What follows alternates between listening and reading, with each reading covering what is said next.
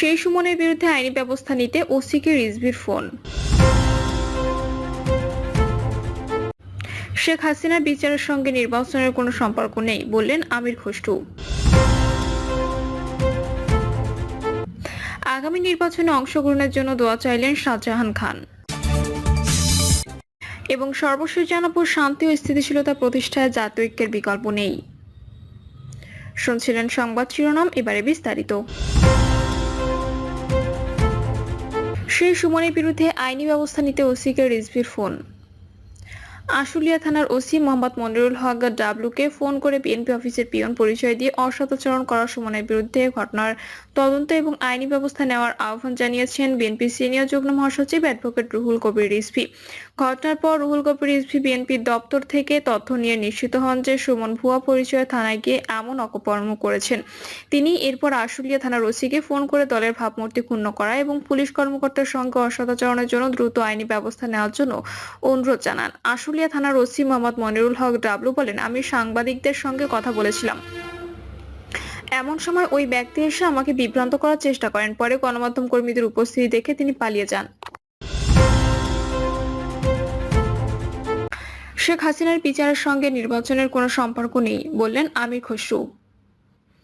শেখ হাসিনার বিচারের সঙ্গে নির্বাচনের কোনো সম্পর্ক নেই বলে মন্তব্য করেছেন বিএনপি স্থায়ী কমিটির সদস্য আমির খসরু মাহমুদ চৌধুরী। তিনি বলেন, নির্বাচিত সরকারের শেখ হাসিনা সহ আওয়ামী লীগের অপরাধীদের বিচার করার বিষয়ে প্রতিশ্রুতিবদ্ধ থাকবে। আমির খসরু বলেন, শুধু শেখ হাসিনা নয়, আওয়ামী লীগের বাকি অপরাধীদেরও বিচারের আওতায় আনতে হবে।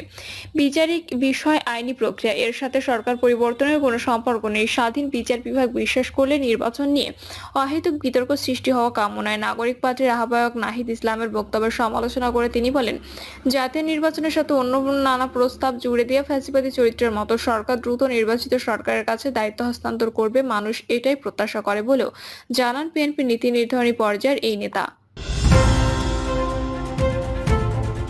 আগামী নির্বাচনে অংশগ্রহণের জন্য দোয়া চাইলেন শাহজাহান খান।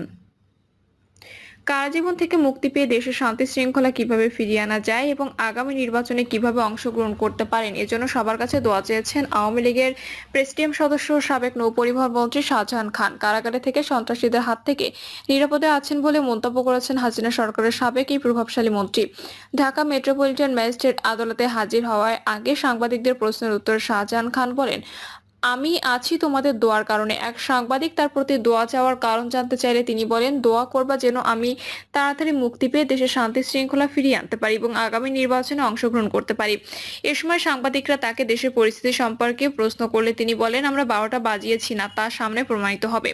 শাহজাহান খানের সঙ্গে আরো কয়েকজন আসামি ছিল যাদের সঙ্গে তাকে আদালতে তোলা হয়। আদালত থেকে বের হওয়ার সময় তাদের হ্যান্ডকাপ পরিয়ে এবং হেলমেট দিয়ে নিরাপত্তা নিশ্চিত করা হয়েছিল। শাহজাহান খান সাংবাদিকদের আরো বলেন, আমি সবসময় হাসি, মৃত্যুর আগ পর্যন্ত হাসতে থাকবো। তিনি কারাগারে কেমন আছেন এমন প্রশ্নের উত্তরে বলেন, খুব ভালো আছি, সন্ত্রাসীদের হাত থেকে নিরাপদে আছি। এই সব বক্তব্যের পর বিচারক তাদের বিভিন্ন মামলায় গ্রেপ্তার দেখানোর আবেদন মঞ্জুর করেন। এরপর শাহজাহান খান এবং অন্যান্য আসামিদের হাজতখানায় নিয়ে যাওয়া হয়। এই পরিস্থিতির পরিপ্রেক্ষিতে ভবিষ্যতে নির্বাচন ও দেশের পরিস্থিতি নিয়ে আরো আলোচনা হতে পারে। শান্তি ও স্থিতিশীলতা প্রতিষ্ঠায় জাতীয় ঐক্যের বিকল্প নেই। সেনাপ্রধান ওয়াকারুজ্জামানের সাম্প্রতিক একটি বক্তব্য নিয়ে সর্বমহলে মিশ্র প্রতিক্রিয়া কিংবা অতি প্রতিক্রিয়াশীলতা দেখা গেছে। সেনাবাহিনী রাষ্ট্রের স্বাধীনতার সার্বভৌমত্বের অতন্ত্র প্রহরী হলেও সেনাপ্রধান সরকারের কোনো অংশ নয়। সাংবিধানিক আইনের আওতায় সরকার চাইলে সেনাবাহিনী কখনো কখনো বেসামরিক প্রশাসনের সহায়তায় কাজ করে থাকে। ছাত্র জনতার গণ অভ্যুত্থানে পতনের পর শেখ হাসিনা ভারতে পালিয়ে যাওয়ার পর দেশের আইন শৃঙ্খলা পরিস্থিতির নিয়ন্ত্রণের সবচেয়ে বড় চ্যালেঞ্জ হয়ে দাঁড়িয়েছিল।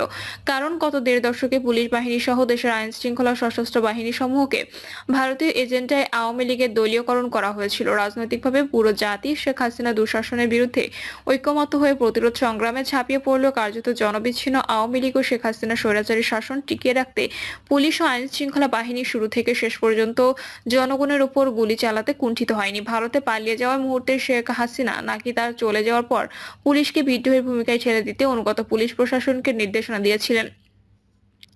3রা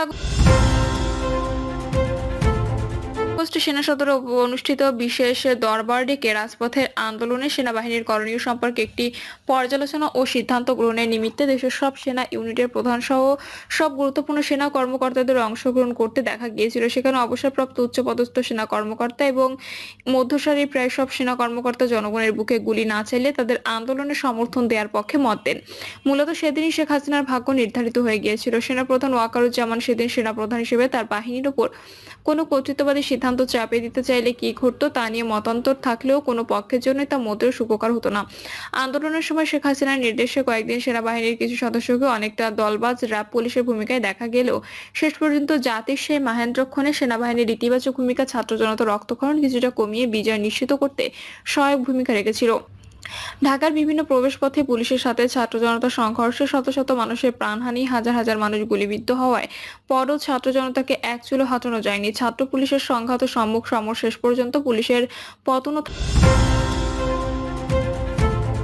থানায় হামলা, অগ্নিসংযোগ, গণপিটুনিতে বেশ কিছু পুলিশ সদস্যের মৃত্যু ও বাকিদের পলায়নের মধ্য দিয়ে ৩৬ জুলাইয়ের অভ্যুত্থানের পরিসমাপ্তি ঘটে। তারপর ৭ মাসেও দেশের পুলিশ বাহিনী স্বাভাবিক শৃঙ্খলা সহ পূর্ণ কর্মক্ষমতায় ফিরে আসেনি। প্রফেসর ইউনূসের নেতৃত্বে অন্তর্বর্তী সরকারের হাতে অভ্যুত্থান পরবর্তী রাষ্ট্র ব্যবস্থা রাজনৈতিক বন্দোবস্তের ভার অর্পণ করার পর থেকেই শেখ হাসিনার প্রতিদ্বন্দ্বী রাজনৈতিক জোটের দুই প্রধান শরিক দল বিএনপি ও জামায়াতের মধ্যে ক্ষমতাকেন্দ্রিক স্বার্থদ্বন্দ্ব ও নানা বিষয়ে মতপার্থক্য স্পষ্ট হয়ে দেখা দিতে শুরু করে।